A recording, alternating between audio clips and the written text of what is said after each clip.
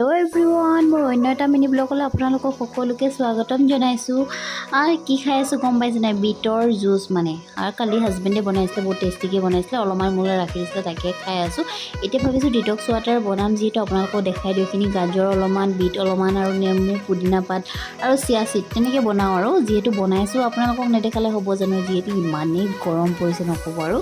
তাকে গৰমত থাকিব পৰা নাই, পানীটো খুব প্ৰয়োজন, বহুত খাব লাগে। আপোনালোকেও খাইছে নাই বাৰু? মই অভ্যাস এটা কৰিছোঁ আৰু দেই, তেনেকৈ ইমান খাওঁ বুলি নহয় আৰু পানীটো খাবলৈ যিহেতু বেয়া লাগে, ইমান ভাল নাপাওঁ, সেইকাৰণে অলপমান টেষ্টিকৈ বনাই খাইছোঁ আৰু তেতিয়া খাবলৈ ভাল লাগিব বুলি। চিয়া চিড অলপমানো দি দিলোঁ, তাকে এনেকৈ দিলৈ পিনি ধুনীয়াকৈ বনাই খাবৰ কাৰণে যিমানখিনি পাৰোঁ চেষ্টা কৰিছোঁ আৰু। 3 লিটাৰ খাব লাগে, কিন্তু মই 3 লিটাৰ নহ'লেও 2 লিটাৰ লাহে লাহে চেষ্টা কৰি আছোঁ 3 লিটাৰ খাবৰ কাৰণে। আপোনালোকেও খাব দেই, গৰমত পানীটো খুবেই খাব লাগে। আৰু যদি মোৰ মিনি ব্লগবিলাক ভাল পালে লাইক, কমেণ্ট, শ্বেয়াৰ, ছাবস্ক্ৰাইব কৰি দিব, বেল আইকনটো টিপি দিব, প্লিজ ছাবস্ক্ৰাইব কৰি দিব। আজিলৈ আহিছোঁ তেনেহ'লে, বাই।